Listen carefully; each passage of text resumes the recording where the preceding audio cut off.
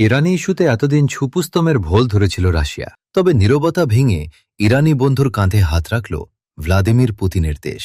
আর ঘনিষ্ঠ মিত্রের জবাবের ভাষা দেখে উজ্জীবিত ইরান, আর তাতেই আমেরিকার অপূর্ণ স্বপ্ন এখন রীতিমতো দুঃস্বপ্নে পরিণত হয়েছে। কিন্তু প্রশ্ন হল, কে এমন করল রাশিয়া? মধ্যপ্রাচ্যের উত্তপ্ত আকাশে যুদ্ধের ধোঁয়া এখনও পুরোপুরি মিলিয়ে যায়নি। ঠিক এ সময় নতুন এক নাটকীয় প্রস্তাব নিয়ে সামনে এসেছে ভ্লাদিমির পুতিনের রাশিয়া।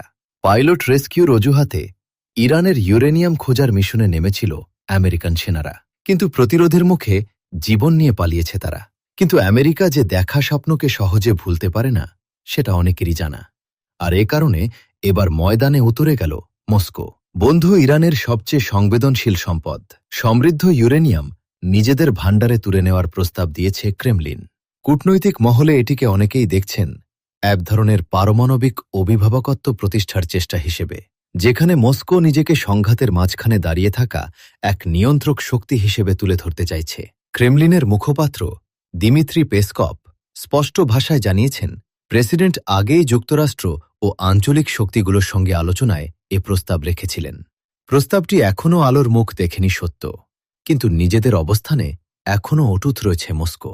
দর্শক, প্রস্তাবের ভেতরে লুকিয়ে আছে গভীর এক কৌশল। কারণ ইরানের ইউরেনিয়াম যদি রাশিয়ার ভূখণ্ডে চলে যায়, তাহলে তেহরানের হাতে পারমাণবিক অস্ত্ররত সম্ভাবনা কার্যত বন্ধ হয়ে যাবে, এমনটাই দাবি করছে মস্কো। আর সেই সঙ্গে বিশ্ব শক্তিগুলির দীর্ঘদিনের ভয় ও সন্দেহ অনেকটা প্রশমিত হতে পারে। তবে বিষয়টি কেবল নিরাপত্তা বা প্রযুক্তির নয়, এটি ক্ষমতার খেলা। দীর্ঘদিন ধরে যুক্তরাষ্ট্র রাশিয়ার সম্পর্ক কোল্ড ওয়ারের পরও পুরোপুরি উষ্ণ হয়নি। সাম্প্রতিক সংঘাতে ইরানকে ঘিরে গোয়েন্দা সহায়তার গুঞ্জন সে দূরত্ব আরও বাড়িয়েছে। বিশ্লেষকদের মতে এখন ইরানের ইউরেনিয়াম নিজেদের কাছে রাখার প্রস্তাব দিয়ে রাশিয়া এক ঢিলে দুই পাখি মারতে চাইছে। একদিকে মধ্যপ্রাচ্যে প্রভাব বাড়ানো, অন্যদিকে ওয়াশিংটনের আস্থা পুনরুদ্ধারের পথ তৈরি করা। মার্কিন গণমাধ্যমের পদক্ষেপকে আখ্যা দিয়েছে বিশ্বাস পুনর্গঠনের কূটনৈতিক চাল হিসেবে। এদিকে যুদ্ধের ছায়া সবচেয়ে ঘন হয়ে নেমে এসেছে বিশ্বের অন্যতম গুরুত্বপূর্ণ বাণিজ্য পথ হরমুজ প্রণালীকে ঘিরে।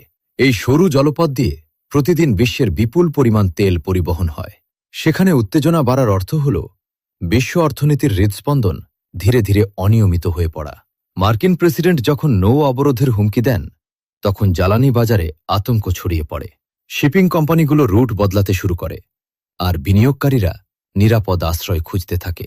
সেই পরিস্থিতি আরও উত্তপ্ত করে মার্কিন সেনারা।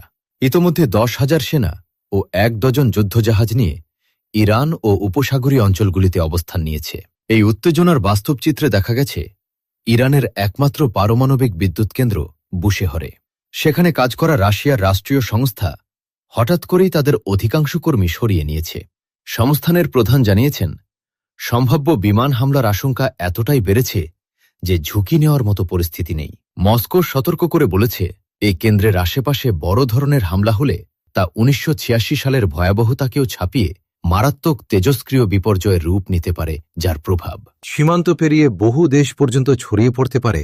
ক্রেমলিনের দাবির পরপরই কূটনীতিক অঙ্গনেও চলছে টানটান উত্তেজনা। সম্প্রতি ইরানের প্রেসিডেন্ট মাসুদ পেজিশকিয়ানের সঙ্গে সরাসরি ফোনে কথা বলেছেন রুশ প্রেসিডেন্ট পুতিন।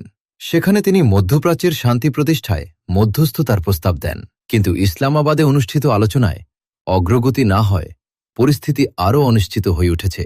ফলে পূর্ণাঙ্গ শান্তি চুক্তির সম্ভাবনা আপাতত দূরের আলো হিসেবেই দেখা যাচ্ছে। রাশিয়ার এ প্রস্তাব এখন শুধু একটি নিরাপত্তা উদ্যোগ নয়, এটি এক ধরনের উচ্চ ঝুঁকির কূটনীতির জোয়া। যদি পরিকল্পনাটি সফল হয়, তাহলে মস্কো নিজেকে বৈশ্বিক সংকটের সমাধানদাতা হিসেবে প্রতিষ্ঠা করতে পারবে। আর যদি ব্যর্থ হয়, তাহলে মধ্যপ্রাচ্যের অস্থিরতা আরও গভীর হয়ে বিশ্ব অর্থনীতি নিরাপত্তা ব্যবস্থাকে নতুন এক অনিশ্চয়তার দিকে ঠেলে দিতে পারে। তার চেয়েও কপালে বড় দুশ্চিন্তার ভাঁজ পড়েছে আমেরিকান প্রেসিডেন্ট ট্রাম্পের। কারণ ইরানের 408 কেজি ইউরেনিয়াম হাতে পাওয়া মানে সোনার ডিম পাওয়া।